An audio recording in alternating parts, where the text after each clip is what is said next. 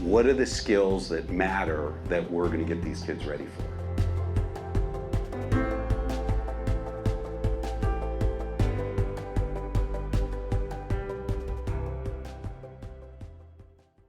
Welcome, Michael Horn, and welcome, Joe Liemandt. Thank you.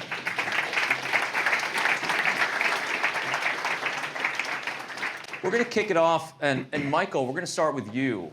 We're 2 or 3 years into this AI wave. Where are we, and how is AI best being deployed in education today? What are you seeing out there? Yeah, is this on? Yeah, okay, perfect.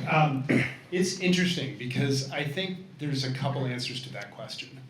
On the one hand, education, when we wrote that book, it was thought of as the backwater of technology. It's where you never saw it. If it was there, it was rarely used, and so forth.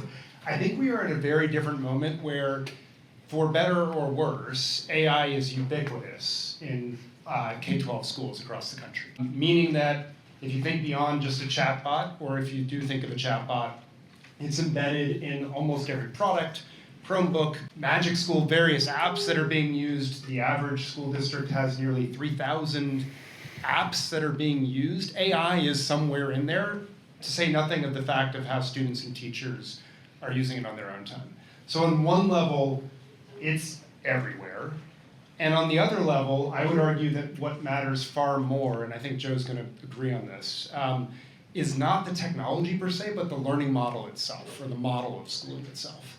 And so on the reinvention question of how is AI being used, there are a handful of models, I think, Alpha being one, that are putting AI at the centerpiece and creating truly new school models. And that is a significant minority of the action, I would argue. Most of the AI is being leveraged onto the traditional status quo to either reinforce existing processes and priorities, or frankly, in some cases, the better verb would be to exacerbate them. I'm going to pull on that thread a little bit, but Joe, you've been studying this for a while. Where are we in this cycle of deploying AI in education? Well, I believe we're right at the beginning of it. I do believe it's ubiquitous, but I believe there is, in all the debates, I believe there is good screen time, there is bad screen time, there is good AI, there is bad AI. And all the concerns right now about it being deployed poorly are very well founded. 90% of chatbot use in schools is for cheap bots, right? And chatbots are designed for cognitive offload, literally the opposite of learning. And if used incorrectly, we literally are going to have a generation who knows much less than they need to. Now, I also obviously believe there's good use of it and using it correctly. And I believe part of that is, at least, and our whole theory is, you have to re-envision the whole school day from the ground up. It enables this totally new model, and that part of it is just at the start. I've spent a lot of time talking to a lot of schools all over the place, and the first question I ask of them is, and our first commitment to every kid is that you will love school. Right? And 3 weeks ago when we did our last survey, 43% of our students said, I'd rather go to school than go on vacation. Right? Like a high bar of loving school. 90-some% said they love it. And my first question to everybody, and they say, oh, can I use this 𝗥𝗲𝗶H model? I'm like, are you willing to redesign your school day so that kids love school more than vacation? And my view is, if the answer is no, then using AI to reinforce your existing school system is not going to work.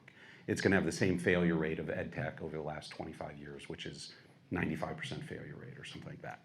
Michael, you're nodding your head. It sounds like you agree. And is that what you were talking about earlier when you're saying that AI could exacerbate existing problems today? Yeah, that's exactly it. I mean, I think in disruptive class, we got a few things right, we got a few things wrong. We can talk about both, perhaps. But one of the things we got right was layered on the existing system would not have the effects that people wanted it to have. That when you layer it on into this industrial model, as you described, where time is fixed, learning is highly variable, and we have basically advancing kids based on date of manufacture, otherwise known as their birth year, that you are not going to get the impact that you want. And I think what we missed, frankly, in the book was just how bad that could be, which is what Joe's alluding to in terms of the detrimental impacts. sort of incoherence, frankly. Again, those 3,000 apps, like that's not a good thing, I don't think. We know coherence in terms of curriculum and instruction and knowledge building and so forth is really important. We have a very incoherent right now school day. And then I think the second thing that we didn't see coming, frankly, is with the online usage. You put the Chromebook in front of the kid, most powerful learning tool ever in front of anyone, and they have a billion other things that they could also be doing that are extremely motivating, distracting, and so forth. And the detrimental impacts of that are real, right? And so there's a lot of research, and Joe referenced it, there's this 5% problem, where there's some great ed tech solutions, even relatively primitive in terms of the form factor of what you're asking and how someone can input and answer and so forth, get really good results. And only 5% of kids really use them because we haven't actually re-architected the school models to create the feedback loops and motivation where they say, I would want to do that, or that's built into my day and that's the core of the experience in a way that actually moves us past that 5% number today. So Joe, walk us through how you guys are doing it today. Like, what is that? I mean, that 2x learning in 2 hours, it's a big statement. Yeah. How does that work? So the first thing you have to, we'll talk about how it works, but the first thing you have to believe is that we've known for 40 years how kids could learn 2, 5, or 10 times faster, right? That it's not the AIs that actually do that. It's the field of learning science, right? And I'm sure we have some Harvard GSE students here, or Stanford, or any of them, where there have been papers written about how kids can do this, right? Where if you have used things like, if everybody had a personalized tutor, if you hold kids to a mastery standard instead of a time-based standard, if you were able to embed things like spaced repetition, right, instead of cramming, all these concepts have been out. There's 10,000 papers written about it. But they all started with, this model doesn't work with a teacher in front of a classroom, right? When you have 1 to 30, you can't do mastery-based learning. You can't make sure that every kid is in the zone of proximal development where they're getting 80 to 85% of their lessons and questions correct, right? You just can't do that with a teacher in front of a classroom model. And the enabler of all of this is with a personalized tutor who sits here and gives you an unending stream of content lessons that enforce a mastery standard at 80 to 85%, kids can learn 10 times faster. And so the way we operationalize it in our school is you come in and you actually have a 15-minute launch, think Tony Robbins for kids and growth mindset and all of that. And then they sit down at their computer, right? And they do 25-minute sessions with breaks between them. And they're going to do your math, science, language, reading, writing, right? All the core subjects. And they're doing 25 minutes at a time. And during that 2 hours, they are going to learn twice as much as if they sat in class for 6 and did homework. And so, and that's all measured by standardized tests. So, one of the first standardized tests, obviously a lot of debate around them. 60% of Alpha families before they came to Alpha didn't like standardized tests. The day you join, you decide standardized tests are the greatest thing ever because you definitely don't believe Joe when he says, don't worry, your kid's learning, right? You're like, show me the proof. Show me the proof. And so we do everything with standardized tests. We're the highest, on any standardized test, we're the best academic performing school in the country, right? On every grade level, every subject is top 1%. Our freshmen, when we get to high school, we switch from NWA MAP, which we use, to SATs and APs. Right, our freshman average, right, of SATs is over 1,400, right? Our high school is 1,550, and so our ability to, score max, to show parents, yes, they get a 5 on Calc BC, they do know this stuff, and it only took 2 hours, right, is the big unlock. And then the second part of how it operates on a day, as principal, the one thing I can tell you that parents really, really don't like and wouldn't want is us to send the kids home after 2 hours. They're like, you got them all day, and that actually leads to what I think, right now nobody believes that first part, and we're pushing out enough data, and I don't know, and all of you, 2 years from now, everybody in this audience is gonna be like, okay, that works, right? We're gonna have enough data pushed out at scale, and the set will be big enough. where the real discussion that's going to occur for the next decade is going to be, what are the skills that they should be learning the rest of the day, right? That this new world's coming, we all don't know what it is. We all are guessing. We're like this, I talk to a lot of kindergarten moms, right? And we're like, 12 years from now, right? What is the world we're getting them ready for, right? And he talked about, right? Rags talked about, here's the life skills that we've done, here's what we're doing, right? But I believe over the next 12 years, it's gonna evolve, right? But every parent, and I believe every society, is gonna be faced with the decision of, what are the skills that matter that we're gonna get these kids ready for? And that's what, every department, there's lots of ministers of education, right, departments of education, where instead of what the classic reading, writing, arithmetic is, because that's going to be, for all intents and purposes, commoditized, right, that you can learn that in 2 hours, they're gonna be spending their time saying, how are we getting either my kids ready, if you're a parent, or a population ready, right? How are we getting our society ready for the future? Michael, what's your take on all this? What would you say? What would Clay Christensen have said about a model like this? And what else are you seeing out there? Other models similar to this? Yeah. Well, so let me just say something that we got really wrong in Disrupting Class, and start there to answer the question, I think, which is, we had this notion that it would be disrupting the classroom model within schools. That there would be, so for those that don't know, disruptive innovation basic ideas. Relatively primitive product comes more affordable, more convenient, more accessible, simpler to use. People who can't get access to it are delighted with this quote unquote more primitive thing that then gets better powered by a technology enabler. And people flock out to that because they're like, wait a minute, I want that thing. And that's how transformation occurs in sector after sector. Now, when we looked at the US at the time, in 2006, I guess we were writing it. I see some of my classmates back there when we started.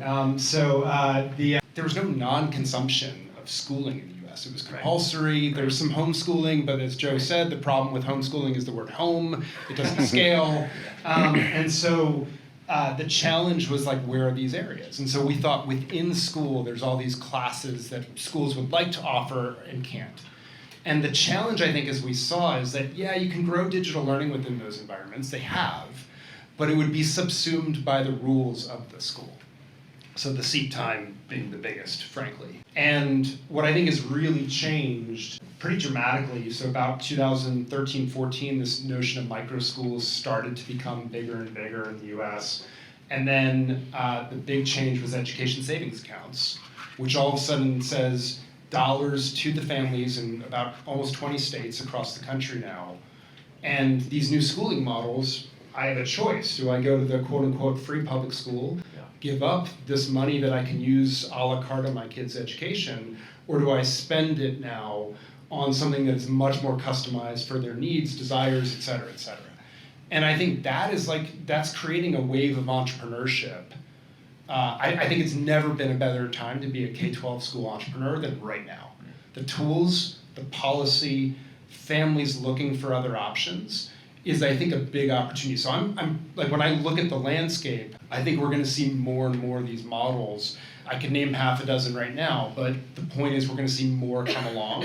And I'll just make one plug, which is, in my mind, TimeBack might be one of these technology enabler kernels that then powers a whole wave of entrepreneurship, depending on what Joe decides to do and how it works, right? There's a bunch of design questions there, but like, that may be part of this technology enabler of a lot more school models that appear. So yeah, a lot to unpack there, but just as a clarification, TimeBack, that's the name of the platform that Alpha's built, right? And talk about TimeBack. So back to me becoming principal, I'm a product guy, right? And so 4 years ago, I told McKinsey, who had started the school, I believe Gen AI is gonna be able to get this out to 1 billion kids. But I have to be principal, I have to go see what happens when 5th graders get in a fight, and when parents yell at you, and how do we design a product?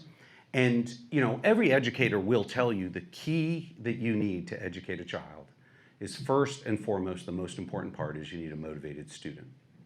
And then second, you need to put them in lessons of the correct difficulty, not too easy, not too hard. Right? Those are the two core elements. Ed tech historically has done the second well.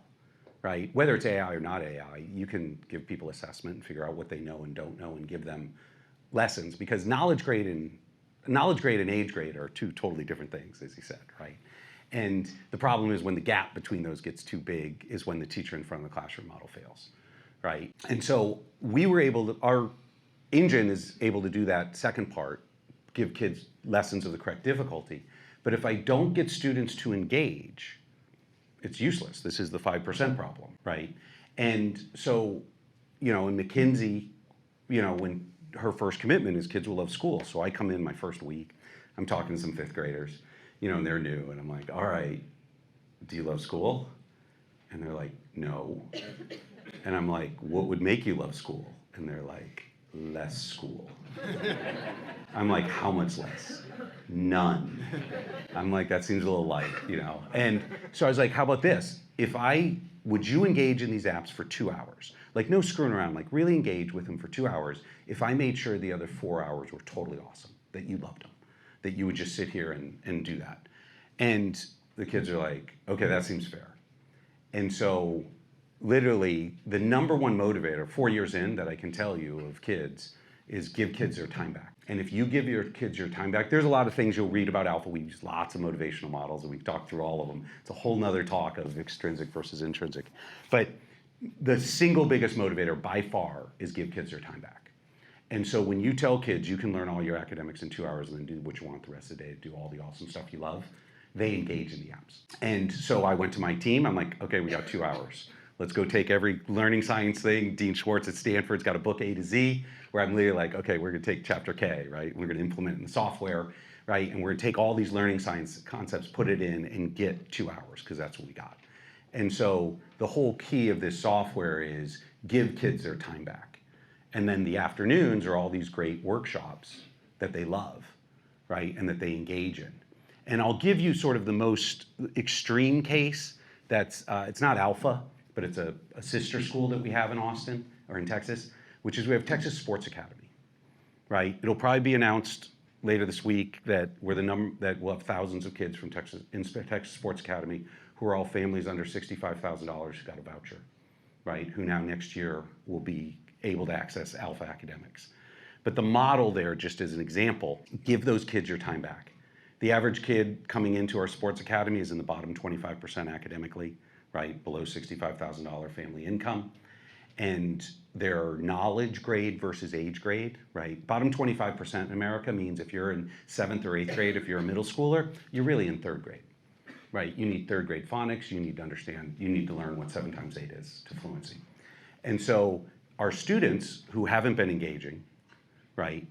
Our middle school, as an example, in Dallas, is run by 6-time NBA All-Star Jermaine O'Neal. And there are kids who, when you sit and talk to them, they're like, I used to skip school 25% of the time, right? We just get stoned in the bathroom. And now I wake my mom up to make sure we're never late, because I gotta get my 2 hours in, because I'm not gonna miss 1 minute of practice with Jermaine, right? That starts at noon, if they get through their lessons. Right? And those kids are learning as fast as, right, anybody in the $50,000 high-end private school, right? Because they're motivated, right? That you solve the motivation problem.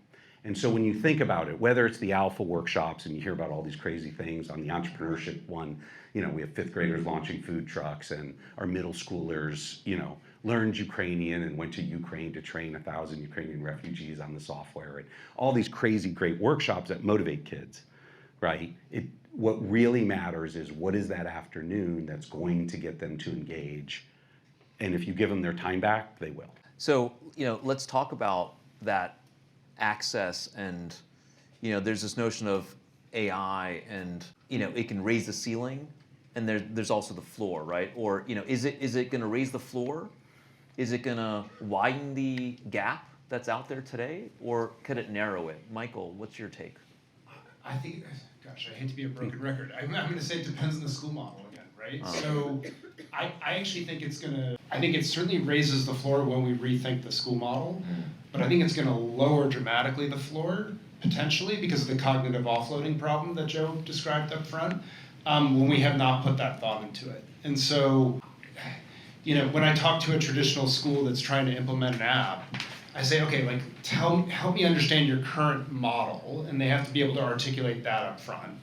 And then, is there a discrete use where you could use, a mirror learning is a great way, AI-powered way to build literacy skills for young kids. Great peer review research and so forth. Can you create a dedicated block for that? That's something that's going to raise the floor, right? But again, sort of this unmitigated use without thought and intentionality and design around the model itself, I'm pretty worried about where that goes if we're not more deliberate. And I think that's why, and just for everyone here, like that's broadly, I think, why we have this weird parallel track where you can have the kind of enthusiasm and excitement around something like Alpha that you have, simultaneously as on Capitol Hill, you'll have hearings about banning technology in schools. And so like how to resolve the dichotomy, I think that's what it is like you actually have to think about the model itself first. That's well put. Joe, any take on that? And feel free to weigh in. I think this whole debate around AI is it can be used poorly and learning outcomes are going to plummet. And the only part that I add is it's occurring because the kids are already using it. And so the longer you wait, so we have hundreds of kids who transfer in from high-end private schools into Alpha, right? And these are coming in from $50,000, best schools in the country, right? And our middle schoolers, right, when they transfer in, on average, when they transferred in August, we're 2.2 grade levels, right? We have 6th and 7th and 8th graders who can't write a grammatically correct 3rd grade, 4th grade sentence because they've been using ChatGPT to write. They were never taught sentences, right? They were never taught, right, how to build an essay. And they just cognitively offload and have it written, right? And the academic standards, right, because it's being used by the kids at home and the current system isn't set up to stop it, right? Universities have, Stanford for the first time in 100 years now is proctoring tests because cheating is so rampant, right? When I was there, right, it was total honor code, but totally the culture of what is considered cheating and what is acceptable now. My daughter goes there and she's like, I'm like, proctors, really? And she's like, oh, Dad, the cheating's crazy, right? And you can't go to the bathroom for too long, or the proctor's like, they're doing it, which is, at Stanford. So this whole concept of it's something that needs to be addressed, it's a problem. Now, the second part though, the other side of, is it gonna raise the ceilings? Is it gonna raise the roof?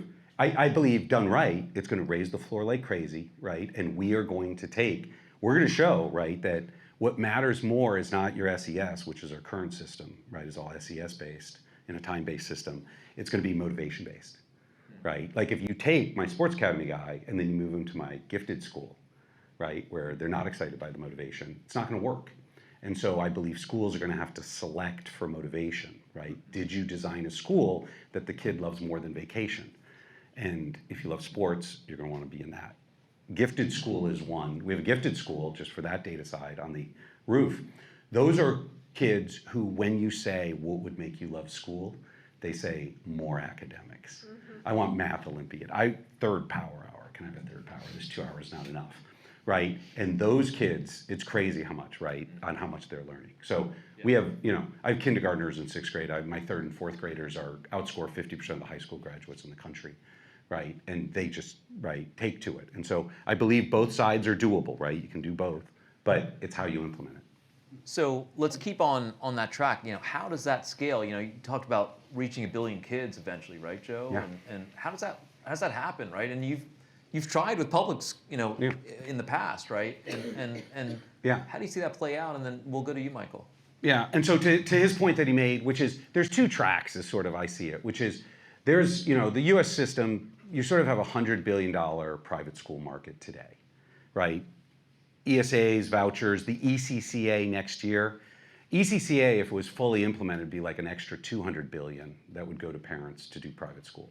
What is the ECCA for people? The ECCA is a nationwide voucher program that starts January 1st. States are doing it, and you're going to get tens of billions, hundreds of billions.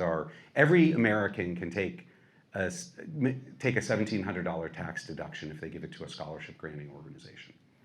And so 100 million times $1,700 is what the size of that is. So the largest, back to your entrepreneurship, the largest subsidy outside of healthcare in American history, right? And that starts January 1st. And so the current market's 100 billion, which is still plenty big. It's gonna get even bigger. And in those markets, right, and what I see is parents wake up and say, what is the solution I can buy tomorrow for my kid because time's a wasting? The urgency is off the rail. Like for everybody here who's interested in an alpha school, right? When we meet after this, they're gonna be like, is the school gonna be open in May or June, right? I heard you have a summer program. Is that summer program, is it gonna be ready? There's no time, right? The pressure we have to scale is enormous. There's 50 alphas that are gonna open up. I'm flying around the country and every city is like this, right? That every parent who wants this is pushing hard. Now, the flip side of it is, on the public school side, you have a different set of issues, right? That I believe we'll be able to show people, yes, it would work, right? But we're working with lots of states, we're rolling it out to public, there will be public schools in August running on our system, right? But there's also states where we're not running on the public school because they have a rule and regulations. Education is highly, highly regulated, where they say things like, there needs to be 7 hours of seat time. And I'm like, I'm 2-hour learning. I can't bridge that gap, right? And so that whole thing, like if Massachusetts has 100, Massachusetts has 1 million kids, you spend 23 to 25 grand a kid, right? We absolutely could build a alpha-like model that would deliver, right, awesome MCAS, if you want to use your standardized test, MCAS academic outcomes for those 1 million kids, right? We would have to develop different school systems to have different motivational models, right? We'd have to have a sports academy, a gifted, and we have a Montessori school and a wilderness school and an alpha, right? All these different ones. You could totally deliver that, except, and my team would be up here tomorrow, right? We'd do a deal where it'd be 100% outcome based. If we don't deliver it, don't pay us, right? My team would love to go do that. The problem is they're then going to meet, and I don't know what rules Massachusetts has, but 7 hours might be one of them, right? And there's a whole bunch of other ones that are going to prohibit or slow down how fast public schools adopt it. And so our answer in the short term of how we get it to 1 billion kids is we're going direct to the parents who have urgency. And if you want the most extreme example, and if we just sort of keep it among us, because it's not really announced, is, we have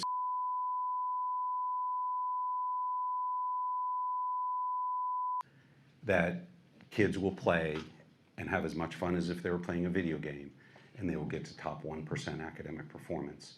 And that will be free to learn for 500 million kids, right? And so back to just reach, we're gonna be coming up with a lot of things where you have to solve motivation. You can't just do ed tech, right? 90% of the solution is motivation.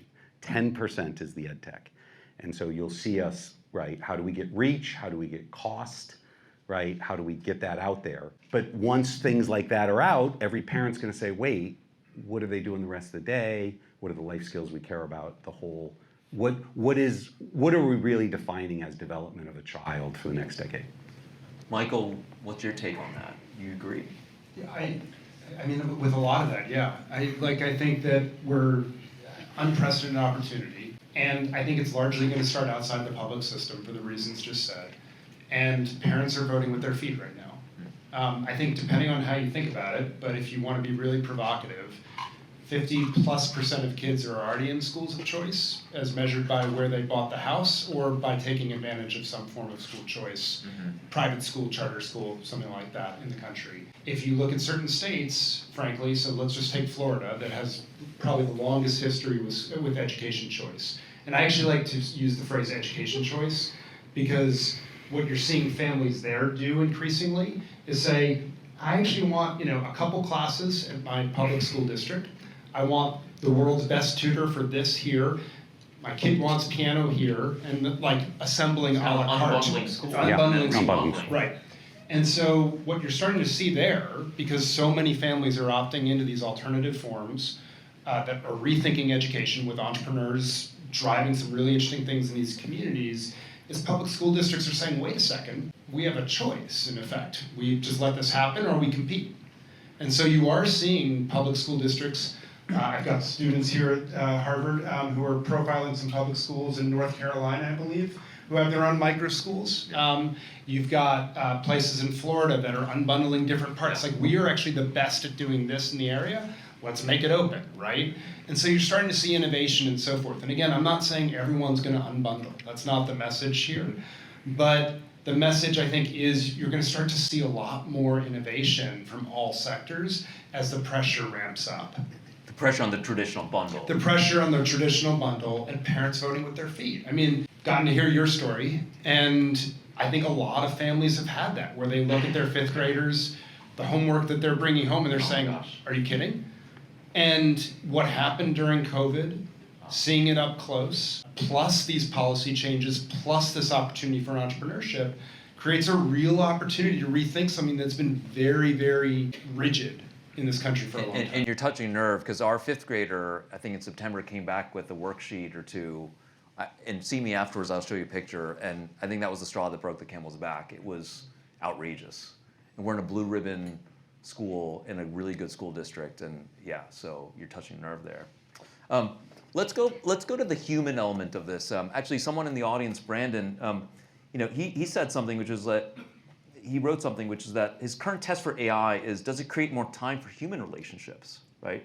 You hear about AI in schools and some of the press out there, and you sort of think about this dystopian future of like our kids just plugged in, and just like on screens all day and just sort of like, not talking to anybody and so on, right? What is, how does Alpha handle that? And then Michael, let's go to, how do you see the humanity that AI can enable? Yeah, and so great question for every parent, which is we view, right, they are on computers for 2 hours a day, and all the good screen time, bad screen time, you have to do it. The rest of the day, they are in project-based workshops dealing with humans, right, with adult, right? I believe in 20 years, 90% of parents are going to drop their kids off at a building, and in that building are going to be other kids and adults, right, i.e. school. Now, if we do our job right, what happens during that 6 hours a day, 7 hours a day is completely different than what we all experienced. But socialization and relationship building, right, it's one of the life skills. We spend lots of time, right, actually developing those skills. In the average high school, you're not taught socialization, you experience it, right? And when you go into every Mean Girl movie, right, you go in, you experience it. Our middle school program, like the number one, our middle school program is get kids ready for high school. And so on the academic side, you sort of dial, what do you want in your ISEE or what's your percentile? But the number one thing that kids care about, that they're terrified, is not academics, it's the high school social scene. So all our workshops are totally geared about socialization and relationship building, because that's what they care about. And those are the skills you need. My oldest daughter, who's a sophomore at Stanford, loves academics, introvert. In high school, I just told her guide, I was like, she needs to spend all her time on relationship building and socialization, right? And she got her to write and make a Substack, so she started having to build an audience. She now has tens of thousands of moms who read it every week. But like that guide, right, that adult, right, that trusted, caring adult would sit there. It took her her name's Chloe, Harvard grad. It took her 6 months to convince my daughter to send a DM, right? She just, terrified. But 6 months to finally be able to do it. Yeah. And those are the kind of, back to the skills you want as a parent. I'm like, that's the skills that I want kids to develop. Our kids did a shadow day in New York and gave us a lot of comfort, because one of the things, the exercise they had to do was they had to figure out some dish to prepare. But they had to be unanimous consent on what to prepare. And the kids had to figure that out. It wasn't the adults actually inserting themselves to do it. Yeah. No, in high school, back to teamwork and leadership, right? Most people believe the life skills are taught in after-school sports. 50% of America says the place you learn life skills is after-school sports, leadership, teamwork, grit, hard work, right? And for us in 8th grade, one of ours is we have a grit teamwork combo, which is all the kids have to run a Tough Mudder adult course and cross the finish line at the same time. And the Tough Mudder is the easy part. Getting a group of 8th graders to cross the finish line at the same time is so hard, right? Back to teamwork and socialization and all those skills. But that's, and it does. They spend weeks and weeks and weeks, right? Because we have all this time in the afternoon to develop those skills, right? Every school historically has said, we want entrepreneurship, we want all these life skills.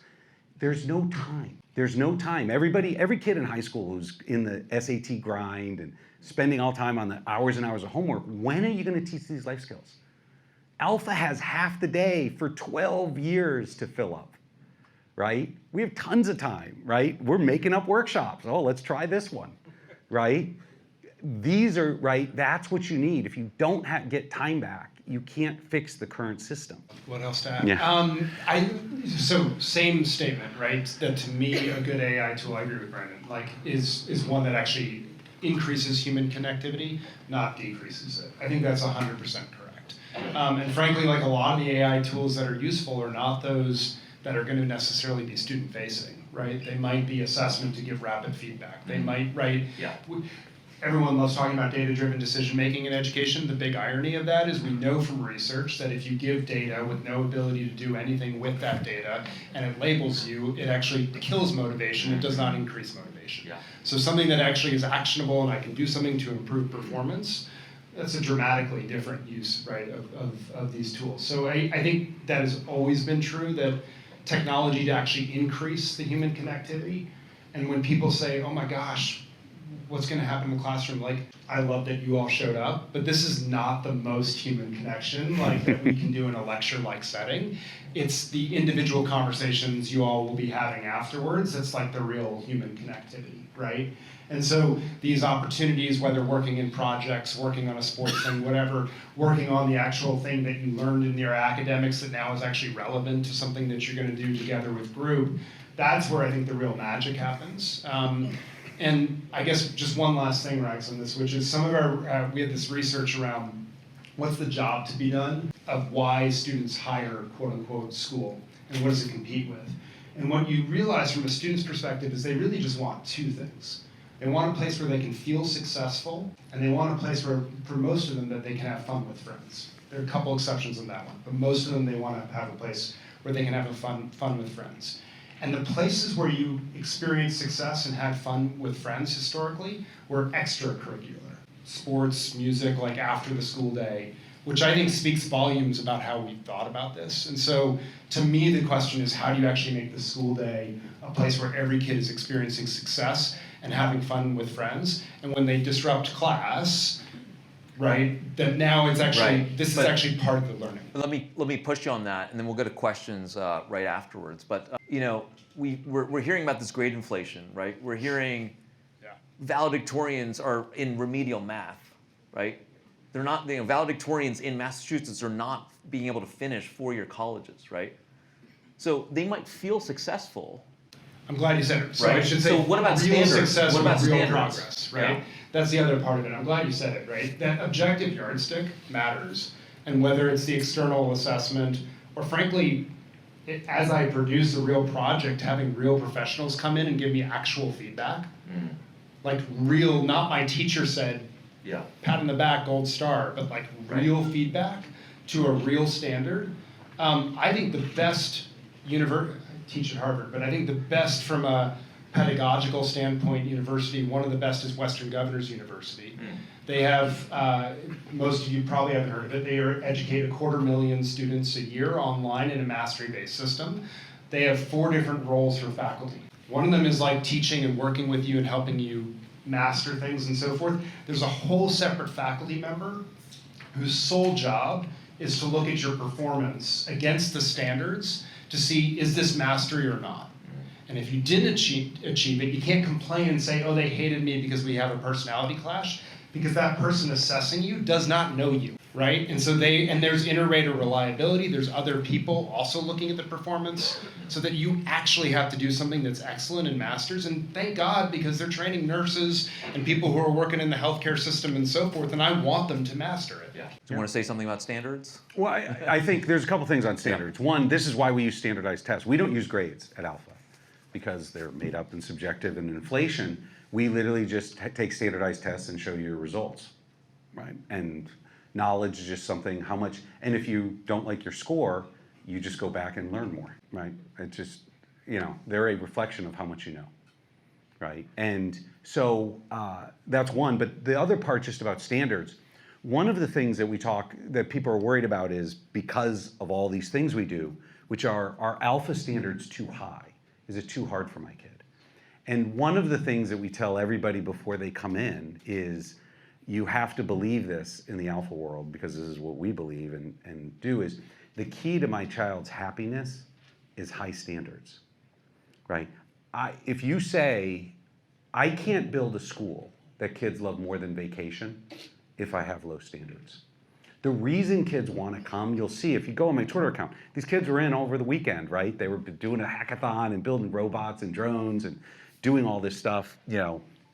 And the reason they're coming in and they like school more than vacation is because they are working with their friends on a project that's hard, that has meaning. That's why, right? They're building an app, right? We have a project back to character development, you know, where the key, all of our students believe, the key to my happiness is contributing to my community, right? And so we, last May, my high school students said, hey, can we keep the school open this summer? Because we don't want to take a break, right? And that was, I was like, I guess we're open all summer. But they're building an app to convince 100 million teens the key to their happiness is contributing to their community. And they're working with influencers and stuff, and so they, you know, they get all the social status, and they love it, and it's really hard. And, you know, once again, if you go to the sports, right, as the model, people, I'm from Texas, everybody in Texas expects people on the football team to be there in the summer. And the reason they want to be on the Westlake State Champion football team is it's the hardest thing the kid's ever done. He'll remember it the rest of his life, right? And school's the same thing. If you want to build a school they love more than vacation, you have to give these guys something to work on that they love, that's hard, that's challenging with their friends, right? And that's what we just do all day, right? Is that world. And that's when we say we can re-envision it, you can now. And so back to standards, you either need on the academic side, there are standards, just absolute standards, and mastery, get 100%, right? We have a building with 250 kids that gets more hundreds on the Texas Star than a school district of 100,000, right? Because that's what you do with mastery, and time-based systems don't, right? And every kid at Alpha, if you talk to parents, less than 5% of Alpha parents when they come in think their kid can get 100 on the Texas Star, right? Just the GT kids. Right? 95% of Alpha kids believe it because they've done it, right? And that's the difference when you get a mastery-based model, you know, versus a grade inflation, grade-based. Well, thank you. Let's make this more human and let's go throw it open to some questions. A lot of questions, okay. Let's go with this gentleman here. Thank you both for your time.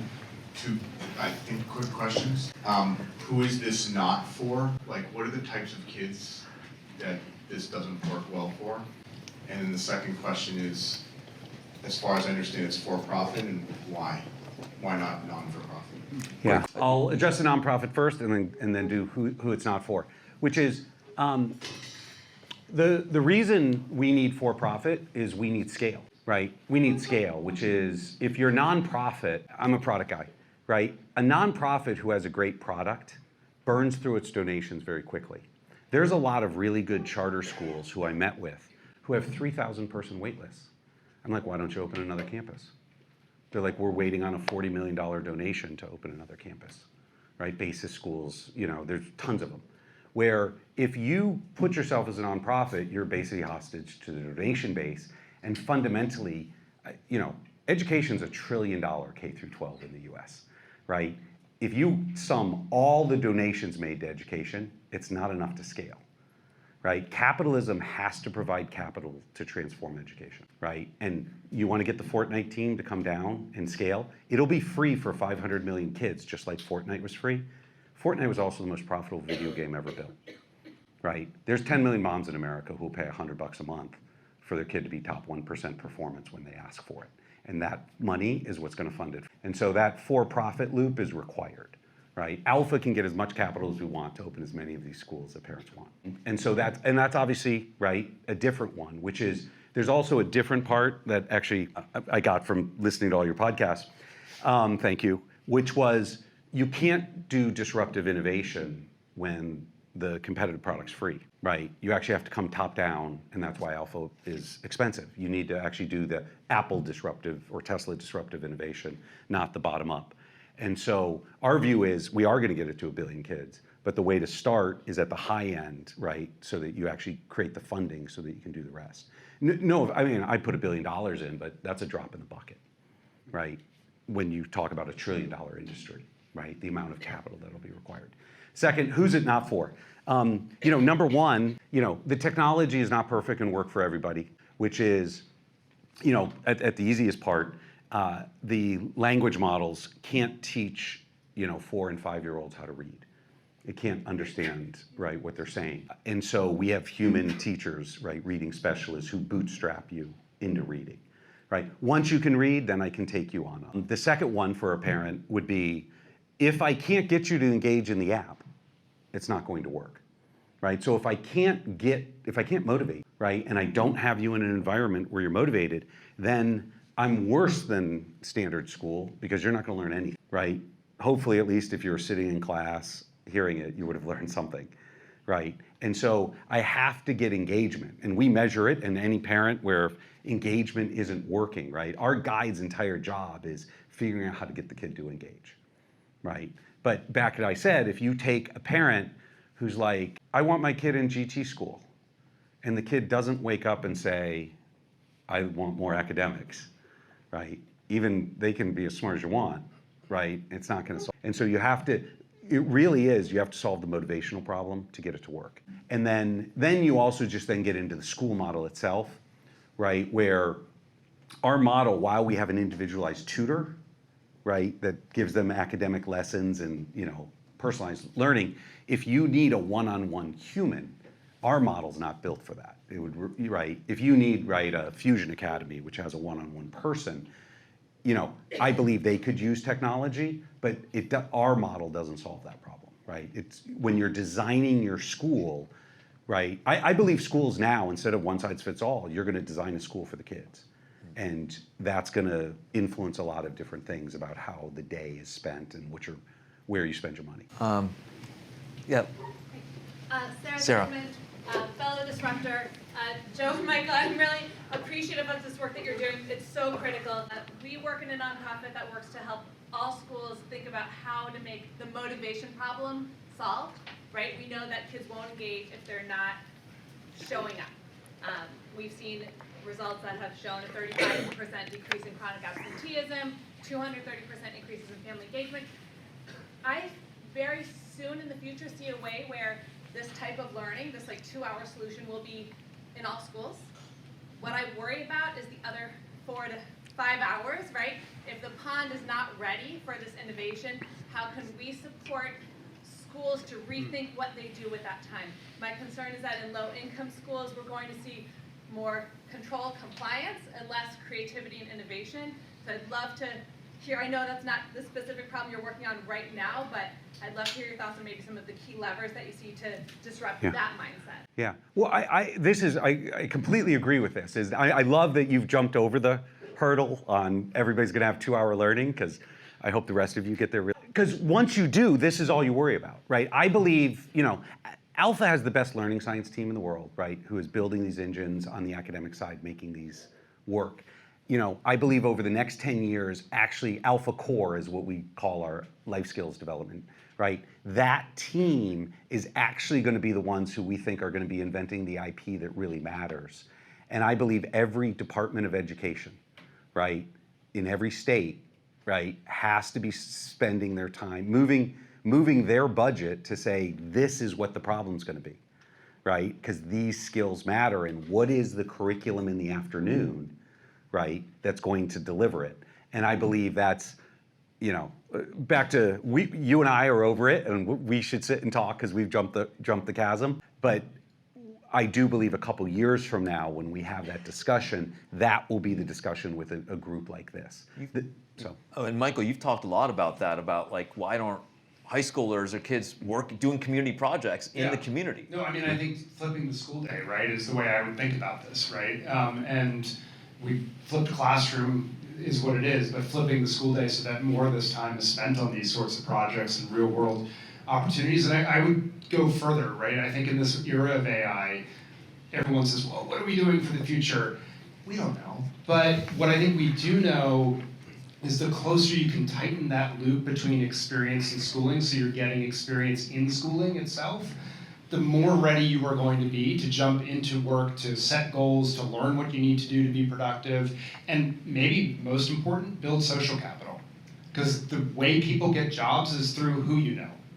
And we have a mindset of kids, students, who think that, oh, I apply online to get jobs, not realizing that north of 55%, maybe as high as 80% today of jobs are filled by network. That's going to get even more so, because right now it's AI applying to AI, applicant tracking systems with AI-generated resumes. You better meet people, and the only way you bridge that gap is through school itself, is to pull experience into it, I think. Adam, let's go to you.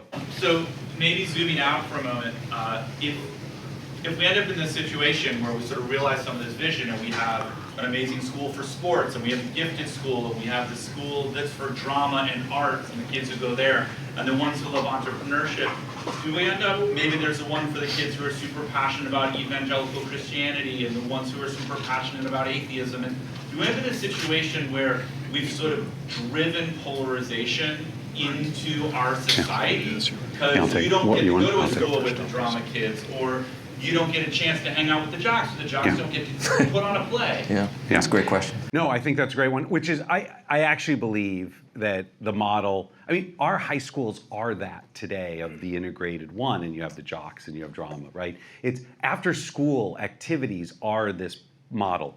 We're looking at, and we're not at the scale yet, I literally believe school is going to evolve into a mall where in the morning you are going to have the 2 hours and then your afternoon is like shopping in a mall. And no, you don't have to do gifted academics the whole time or sports the whole time. And there will be in this case, cross-functional domains that you're going to want to have. You'll have a specialization, right? Because that's what I like, but I want to, whatever is doing that, but you're going to do other things. At our sports academy, they very much are, I'm doing public speaking.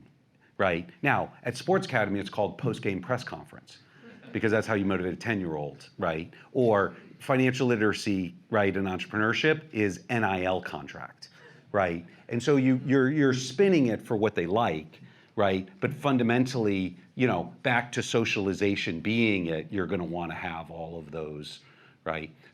One of the other things I think, schools are networks first, right? They're actually, whether it's a parent network, right, or the kid network, right, of your friends, schools are primarily a network, right, that then tags on some other things like academics. I largely agree with that. I didn't expect you to actually say that. So my vision of the future of schooling is much more actually similar, where there are actually community centers in effect, and that different centers of excellence, if you will, are plugging into them that give students choice. But this, I'm very skeptical that a single school model scales and educates everyone, but I think principles underlying learning do scale. So the analogy I like to use is, rather than thinking about software engineering when we think about the grain size you were just talking about, civil engineering, which is to say how I build the bridge in Boston is different from San Francisco with earthquakes, but the laws undergirding that, right, actually are the same. And we haven't designed systems like that right now. And so the other reason I think this is important is, as a 14-year-old kid, I don't know who I am, right? And so I want to be able to try on these different pathways and identities and not have what I think right now we have, which is huge inertia or friction that prevents me from saying, oh, I'm going to go jump with that group now, right? And how do we break down those barriers? Last thing I will say is the choice to get out, frankly, of the school. I also think it will reduce some of the polarization right now in society, because I think we tend to fight in our school communities over the 10 to 20% of things we disagree on. When you look at the actual survey data across the country, we agree on like 70 to 80% of the stuff. And if we can just take some of the friction or the tension out of the system, I actually think it'll do more to bring communities together than what I perceive the current system, which is more segregated, frankly, by political belief than based on race at the moment. I've listened to all your podcasts, which is why, and read everything you've ever knew read. what I was gonna say. No, I totally believe it, actually. That's cute. Michael, let's go to you. Hi, so as a parent, it's very clear that the health of a school, the performance of a school, has a heck of a lot to do with the people who are running the school, the staff. So my question is, what is your model for how you hire people? How is it different, maybe, from how a public school would hire people? And are these people, this is crassly, are these people making more or less or the same? What do you have to pay more to get the people you want? Yeah, let's talk about teachers, right?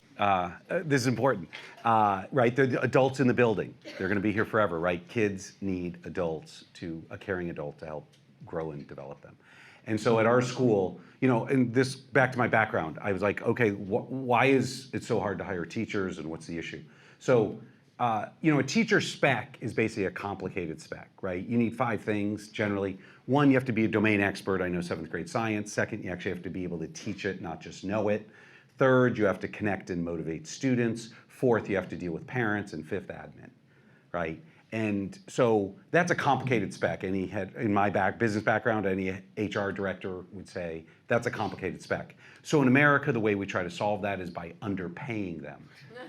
And then we literally are like, oh my God, nobody applies for these jobs. And we have massive turnover. And any HR, I'm like, well, every HR director in the world would say, simplify the spec and pay more money. So at Alpha, we do both. So the key is those first 2, right? You don't need to know 7th grade science, right? And the 10,000 learning science papers, how to teach it, because the AI does that, right? But you have to be the world's best at connecting and motivating students, right? And we also have a dean of parents role to take the parent side off, because I actually was told this teacher's really great with kids, but they can't handle the parents, so don't promote.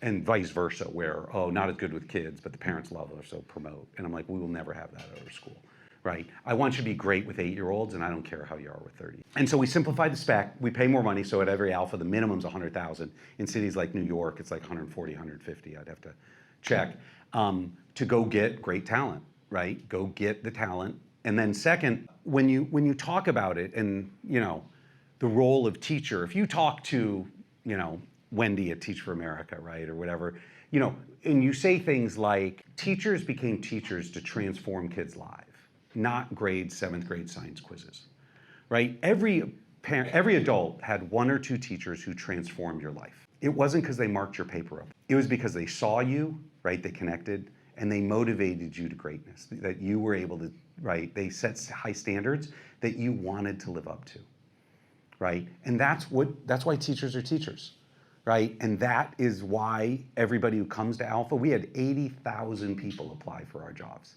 right, last year, because that's what they want to do all day, because that's what they do at Alpha, right? Because during the 2 hours, they're taking the kids out for a one-on-one.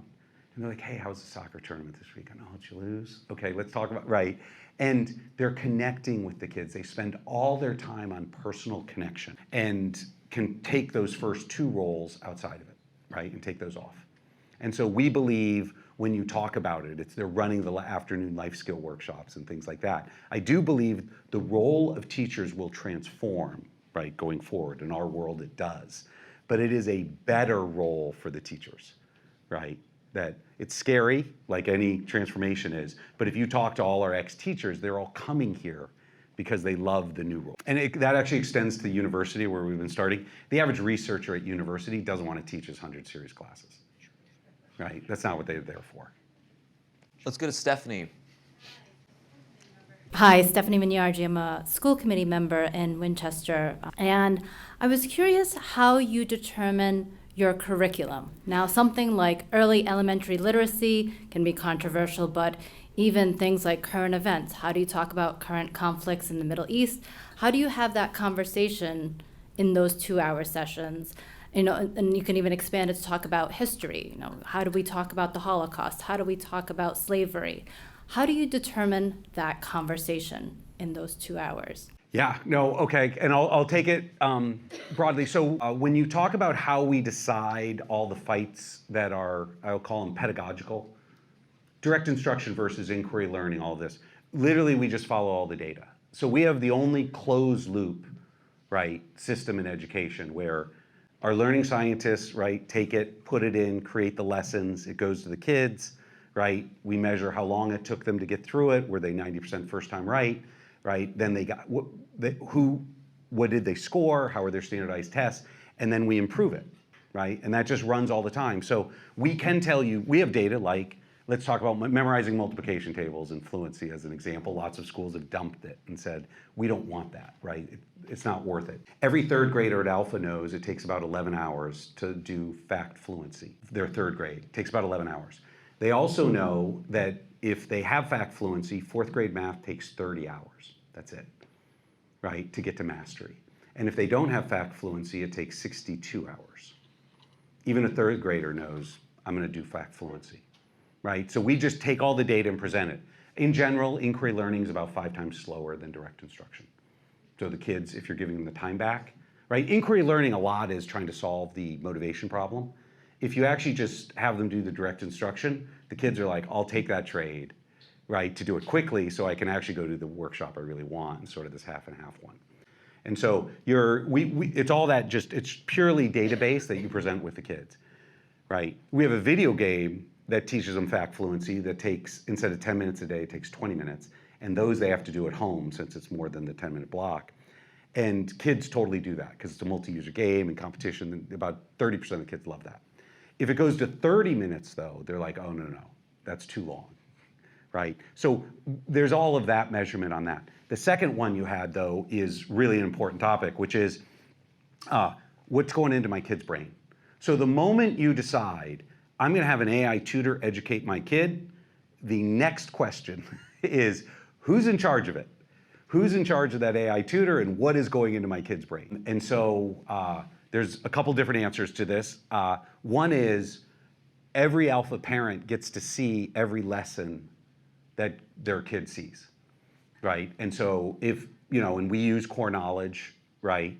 And so if you're looking at what we're teaching, it's going to be standard Common Core curriculum, right, with core knowledge overlay, right, of knowledge building. But every parent, right, every parent can look at every Alpha Read article that's done, et cetera. And back to your point of it's 10% they fight about. Like in Texas, there's this big curriculum thing where they're changing it. It's like 3% of the lessons. And so we solve the problem just by letting parents go take them out. We're put parents in charge. And I'm like, I'm not here to arbitrate it, right? And so parents actually get to decide. Now, I still have to get the kid to the mastery standard and be able to pass all the tests, right?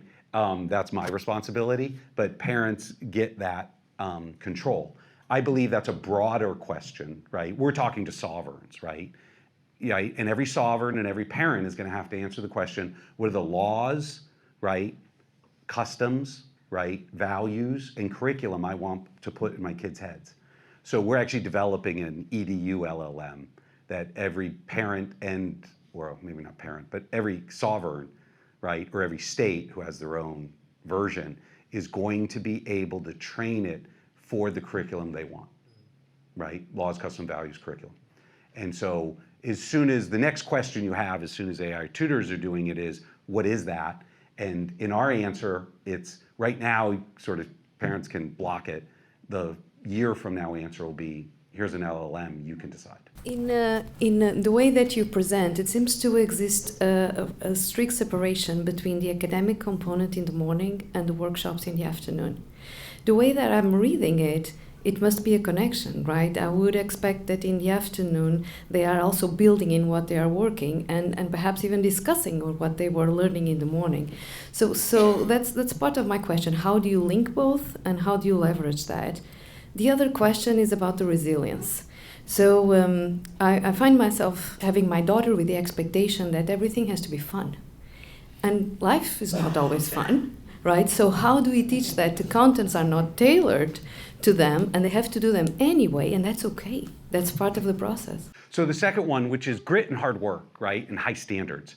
And, at our school, the question you're asking in our school, how it gets answered by a guide, is the best way to teach hard work and grit to the student via calculus or via the Tough Mudder, right? And there's a ton of these afternoon workshops where it's a better place to teach those skills.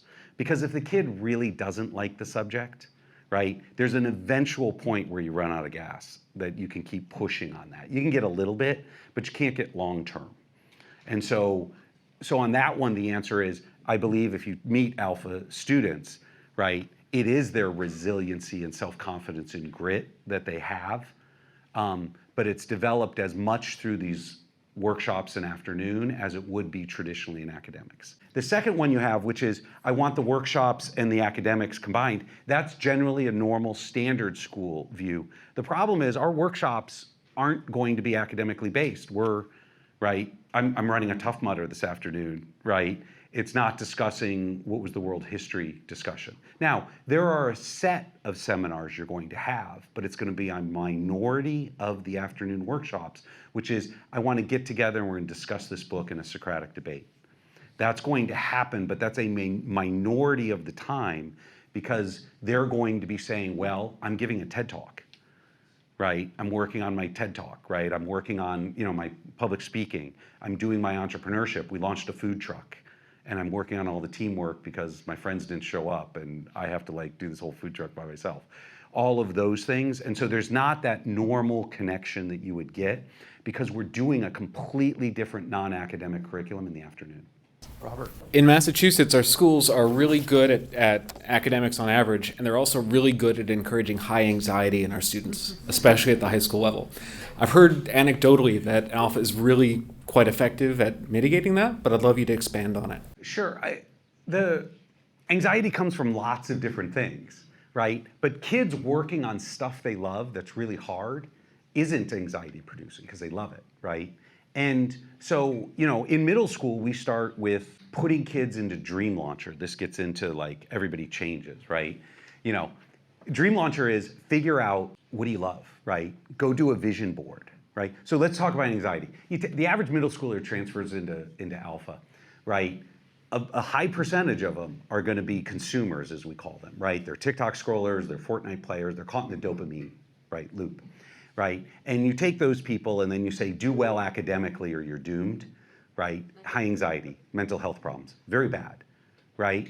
Instead, our job, and if you take those same kids though and say, who do you want to be? Or actually who you are, because they all think they're awesome, right? Go do your vision board, right? Go do your Japanese ikigai, right? For those of you who know, right? And those are, every kid comes in and those are awesome of who they want to be. Right? And whether it's at the sports academy where they're like, I'm going to play in the NBA, right? Or at Alpha, they're like, I'm going to go launch my Broadway musical, right? Whatever it is, it's great. Then we make them do their 168-hour project, which is track every hour of the week. You are what you do. And that's where the realization comes in. They're like, well, Mr. Liemandt, I guess I'm going to be the world's best TikTok scholar. And the disappointment in their voice, because the disconnect between those two things is so large of who they want to be, but how they spend their time. And then the Dream Launcher project that is our job, is then to make sure we have afternoon workshops where they're figuring out, right, how they can bridge that, right? But you do it by engaging them. These kids are stuck on Fortnite and TikTok because we don't give them something better, right? Back to hard things. You got to go give them a project with their friends that's hard, that they want to engage in. And it's a lot easier than you'd expect, right? I'd love to say oh my God, this is the most complicated thing in the world, right? Our afternoon workshops aren't that complicated to get them to do it, right?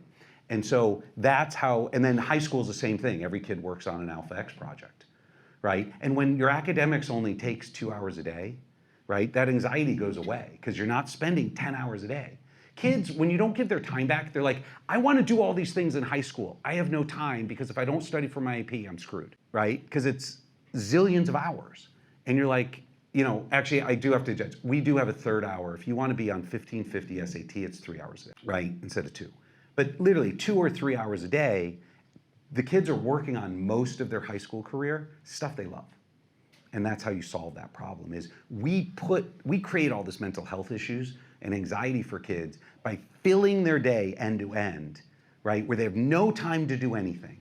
And then have them wake up and say, but I can't do what I want. And right, that sucks. I think we have time for one last burning question. Who has it? Burning question. We'll go to you, yeah. Lady over there. A lot of pressure on burning questions. Hi, I'm Rebecca Wolf. I recently published a paper with the Hoover Institution at Stanford on how we scale bottom-up innovation in education. And the paper is literally called We Can't Get There From Here. So I can clearly see, Joe, your vision for how we get there from here. Michael, I'm curious, as you listen to Joe, because you've been in as many states as I have over the years, we have been fellow travelers trying to build personalized, competency-based systems all over this country. We have not gotten nearly as far as we thought we would. So as you listen to what Joe is proposing for scale, are there hopes for states? Are there hopes for the system? Or do we all just need to send our kids to alpha schools? I guess what I would say, I think you've heard optimism in me that this is the time of entrepreneurship that I haven't seen before, and I go back to that. And I would say very clearly, look, we living in Massachusetts are not having that influx at the moment. I am hopeful the more we see models like Alpha come into the scene, there's a few others that are opening up, there are a few others that are already opened up, that will start to change mindset and push this conversation forward. I don't want to get too political, but I'm hopeful that, Joe talked about the choice opt-in that states, they'll have a choice. I'm hoping we'll opt into that, because I'm hoping we won't leave those dollars on the table for those that need it the most, so that they can have some agency in those families to make those same choices that, frankly, I already make for my kids, right? And I've opted out of the public school system already with my kids because I believe these principles so clearly. So I say that in the sense of, like, there's some hard choices, I think, in Massachusetts, and the more we see this burgeoning supply meeting this demand that I believe is here, I think we're going to start to see some changes, and so I feel more hopeful today than I have. Yeah, and back to this, his point about entrepreneurship, I completely agree with that, which is, I can't tell you how many entrepreneurs I now talk to who are like, oh, I'm going to build Alpha School for this, right? How do I get access to time back so we can go build it for this? And I believe that's absolutely going to happen. And back to time back being available, I have a 17-year-old in my high school who's building his own time back, right? That he's going to be releasing. You can follow him on Twitter, right? Where he's just, right, with AI, he spends his afternoons, he's like, I'm going to be the best ed tech entrepreneur in the world, right? To be able to do this. And so I believe entrepreneurship is that way. And the second part is, I believe the strongest force in the world is parents care for their kids. Yeah.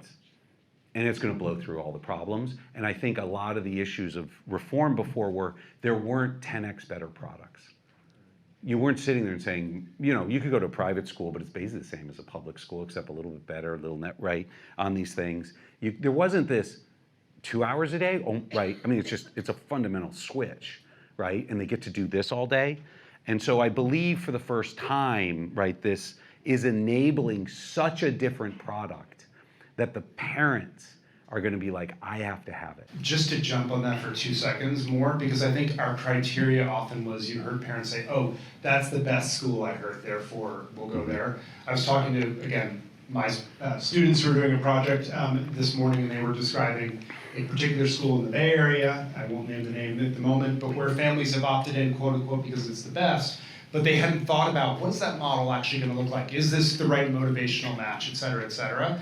And so what is still a very good school is drawing in families and students for whom, like, I'm not sure, right? And so I think the other piece of this is we're going to become more demanding. We already are, I think, but we're going to have more language to help us choose more. And I think tools are going to emerge that help us make those choices more intelligently as well. Awesome. We're at time, so we'll wrap. I think we can still be around for, the speakers will be around for questions for a few minutes longer, but thank you to the speakers, and thanks to you all, and thank you, WHOOP, and the MA AI Coalition for hosting. Thank you all. Have a great evening. It's great, man. That's awesome. That's super awesome.